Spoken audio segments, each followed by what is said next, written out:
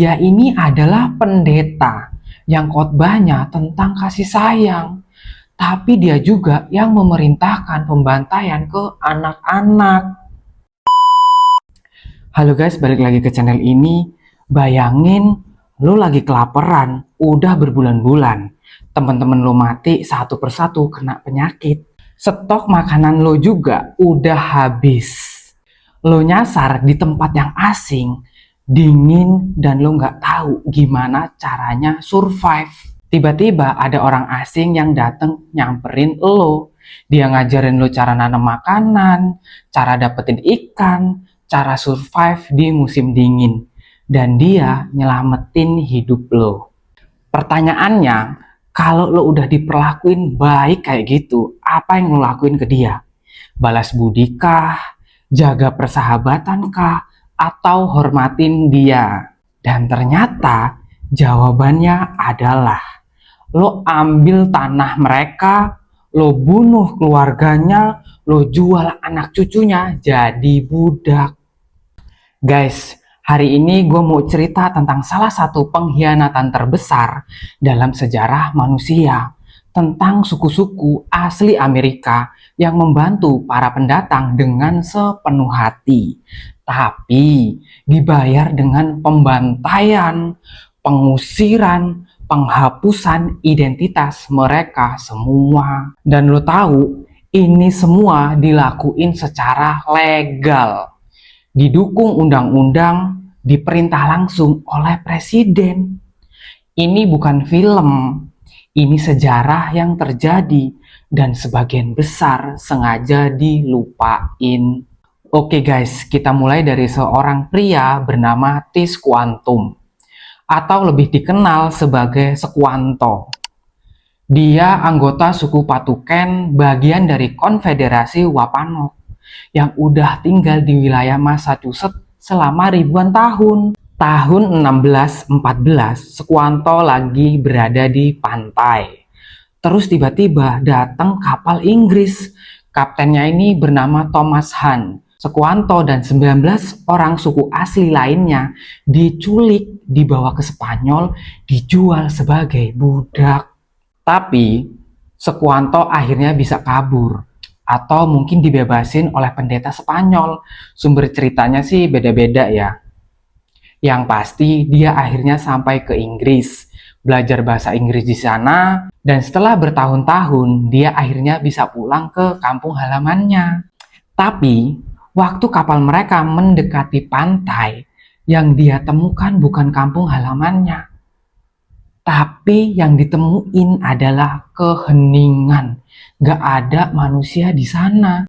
Seluruh suku Patuken, ribuan orang, keluarganya, teman-temannya sudah punah, dihabisi wabah penyakit yang dibawa pendatang Eropa sebelumnya.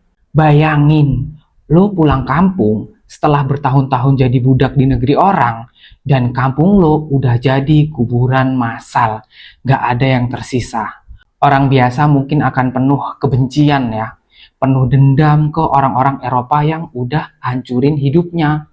Tapi Sekuanto ini beda, dia nggak dendam sama sekali. Tahun 1620, sekelompok orang Eropa yang disebut Pilgrim tiba di Plymouth, Massachusetts. Mereka datang dengan kapal Mayflower, penuh harapan, tapi nggak tahu apa-apa soal survive di sini. Musim dingin pertama mereka adalah bencana. Lebih dari separuh koloni mati kelaparan dan terserang penyakit. Kepala suku Wapanok yang bernama Massasoit memutuskan untuk bantu mereka, dan dia mengirim Sekuanto, karena Sekuanto ini satu-satunya yang bisa bahasa Inggris. Nah, jadi Sekuanto jadi jembatan untuk berkomunikasi. Terus Sekuanto ini akhirnya ngajarin para pilgrim cara menanam jagung, labu, dan kacang. Ngajarin cara menangkap ikan di sungai, ngajarin cara survive di hutan New England. Dan lo tahu yang paling ironisnya, perayaan panen pertama mereka yang sekarang kita kenal sebagai Thanksgiving, itu ada karena Wapanok yang ngajarin mereka cara bertahan hidup. Terus si Massasoit ini bahkan menandatangani perjanjian damai dengan Pilgrim. Mereka sepakat saling melindungi dan saling bantu. Dan 50 tahun ke depan adalah era kerukunan mereka.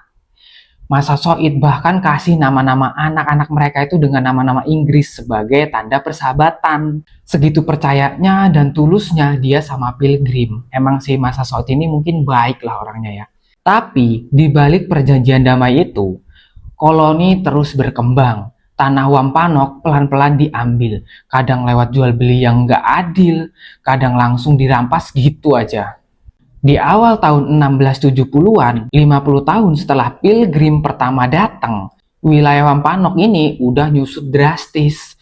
Sementara koloni Inggris ini makin besar, makin kuat, dan makin rakus. Massasoit ini udah meninggal dia, dan penggantinya yaitu anaknya yang bernama Wamsuta. Dan si Wamsuta ini diperlakukan sangat berbeda oleh generasi kolonial yang baru. Anak Massasoit yang dikasih nama-nama Inggris itu sama ayahnya sebagai tanda cinta ke para pendatang, dan dia mati setelah ditahan paksa oleh orang-orang yang dulu diselamatkan ayahnya. Adik Wamsuta yang bernama Metacom mengambil alih kepemimpinan. Orang Inggris manggil dia King Philip, dan dia adalah orang yang udah ngeliat satu persatu pengkhianatan itu terjadi. Tanahnya diambil, saudaranya mati misterius, perjanjiannya dilanggar berkali-kali, dan sekarang pihak kolonial bahkan minta Wampanoag menyerahkan senjata mereka. Tahun 1675 pecahlah King Philip's War, perlawanan terakhir suku-suku New England melawan ekspansi kolonial. Awalnya Wampanoag dan sekutunya ini menang. Mereka serang puluhan kota kolonial, bunuh ratusan pemukiman, sempat bikin kolonial panik. Tapi Metacom diburu, ditangkap, dan dieksekusi. Kepalanya dipotong, dipajang di Plymouth selama 25 tahun sebagai peringatan. Istri dan anaknya, generasi penerus Massasoit yang dulu selamatkan Pilgrim, dijual sebagai budak ke Hindia Barat. Dari suku yang nyelamatin para pendatang saat mereka hampir mati kelaparan, menjadi suku yang anggotanya sekarang dijual sebagai budak oleh orang-orang yang pernah mereka selamatkan. Ini emang benar-benar nggak tahu diri. Makanya jangan pernah percaya sama pendatang. Oke guys, kita geser ke kasus berikutnya. Kita pindah ke awal tahun 1800-an, ke suku Cherokee di wilayah Tenggara Amerika. Sekarang suku Cherokee ini bukan suku yang terbelakang seperti yang sering digambarkan di film-film Hollywood. Mereka ini udah adopsi cara hidup modern, punya sistem nulis sendiri, punya pemerintahan terstruktur, banyak yang beragama Kristen, bahkan punya surat kabar. Dan mereka udah menandatangani perjanjian demi perjanjian dengan pemerintah Amerika. Ngikutin semua aturan, nurut sama hukum yang ada. Tapi tahun 1828 ditemukan emas di tanah Cherokee di Georgia. Ya kalian tahu lah apa yang selanjutnya bakal terjadi, yaitu pengusiran paksa. Suku Cherokee ini bahkan udah bawa kasus ini ke Mahkamah Agung Amerika, dan mereka menang. Mahkamah Agung bilang pengusiran itu ilegal. Dan kalian tahu Presiden Andrew Jackson responnya gimana? Dia bilang gini, John Marshall sudah buat keputusannya. Sekarang biarkan dia yang jalankan. Artinya apa? Gua nggak peduli, pengusiran tetap jalan. Tahun 1838, tentara Amerika mulai masuk ke desa-desa Cherokee. Warganya ditangkap, dimasukin ke kamp penahanan. Lalu dipaksa berjalan lebih dari 1.600 km dari tanah leluhur mereka di timur ke Oklahoma di barat. Di tengah musim dingin, tanpa bekal yang cukup, dengan pengawalan tentara bersenjata, di setiap pemberhentian ada aja pemakaman. Bayi yang mati karena kedinginan, orang tua mati karena kelelahan, anak muda yang mati karena kelaparan. Dalam bahasa Cherokee, kejadian ini disebut Nuna Daul Suni, artinya tempat di mana mereka menangis. Dan akhirnya setelah mereka berjalan 1.600 km, akhirnya mereka sampai di Oklahoma.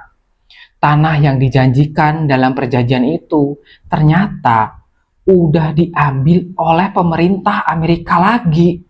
Guys, kalau tadi ceritanya soal pengkhianatan lewat hukum, sekarang gue mau cerita tentang pembantaian secara langsung. Dan yang bikin ini lebih mengerikan, ini dilakukan oleh mantan pendeta. 29 November 1864 di Colorado Territory. Suku Cheyenne dan Arapaho lagi berkemah di Sand Creek. Mereka ada di sana karena disuruh oleh pemerintah. Mereka ini udah nyerah, udah setuju damai dan dikasih tahu bahwa mereka aman di sana. Terus si Chief Black Kettle bahkan udah masang bendera Amerika di atas perkemahan mereka. Sebagai tanda kami bersahabat, jangan tembak kami. 675 tentara melawan sekitar 750 orang suku Cheyenne dan Arapaho yang sebagian besar perempuan, anak-anak, dan orang tua karena para pria lagi berburu. Terus Chivington memberi perintah tidak ada yang ditawan. Pembantaian berlangsung 7 jam, tentara mengejar orang-orang yang lari sejauh 10 mil. Perempuan dan anak-anak ditembak langsung di tempat. Dan setelah semua itu, kalian tahu, Chivington dipuji sebagai pahlawan di kota Denver. Dan orang-orang bersorak-sorai di jalan. Dia ini adalah pendeta yang khotbahnya tentang kasih sayang. Tapi dia juga yang memerintahkan pembantaian ke anak-anak. Dan 26 tahun setelah Sand Creek, terjadilah pembantaian yang menjadi titik akhir dari semuanya. 29 Desember 1890, suku Lakota yang tersisa sudah miskin, sudah lelah, sudah terkurung di reservasi, mulai melakukan ritual yang disebut Ghost Dance. Ghost Dance ini adalah doa, tarian spiritual. Mereka percaya ritual ini membangkitkan leluhur mereka dan memulihkan tanah yang hilang. Mereka bukan menyiapkan perang, mereka sedang berdoa. Lalu pemerintah Amerika melarang Ghost Dance dan mengirim tentara untuk mengamankan situasi. Dan paginya tanggal 29 Desember, satu tembakan meletus. Entah dari mana, entah sengaja atau tidak, dan tentara langsung membuka serangan total. Meriam artileri ditembakkan ke arah perkemahan. Perempuan dan anak-anak yang lari dikejar dan ditembak.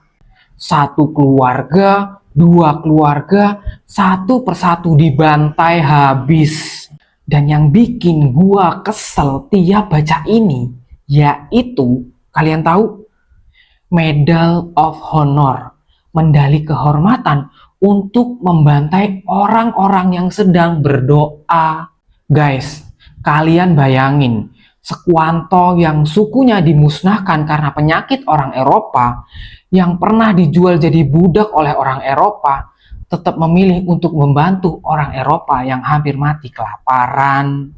Terus si Massasoit yang jaga perdamaian selama 50 tahun, yang kasih nama-nama Inggris ke anak-anak mereka, tapi anaknya mati ditahan paksa oleh para imigran. Cucu-cucunya dijual sebagai budak. Terus Black Kettle yang masang bendera Amerika sebagai tanda persahabatan dibantai bersama rakyatnya oleh orang-orang yang benderanya mereka kibarkan. Kalian bayangin sekejam apa orang-orang ini. Setiap kali mereka percaya, ya mereka dihianati. Setiap kali mereka nurut, mereka diinjak. Setiap kali mereka tanda tangan perjanjian, perjanjiannya dilanggar.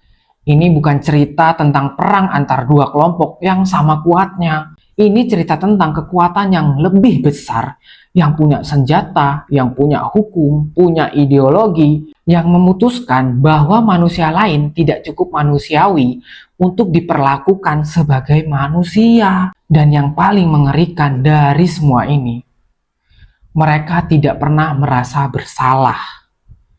Mereka merasa benar. Mereka pikir ini adalah takdir yang sudah ditentukan oleh Tuhan. Ya karena kejahatan yang paling berbahaya bukan yang dilakukan oleh orang jahat, tapi yang dilakukan oleh orang-orang yang yakin mereka sedang berbuat baik. Dan hari ini masih ada sekitar 574 suku yang diakui oleh pemerintah Amerika. Masih ada orang-orang yang mewarisi luka sejarah ini. Masih ada bahasa yang hampir punah. Masih ada budaya yang berjuang untuk bertahan. Sejarah ini belum selesai.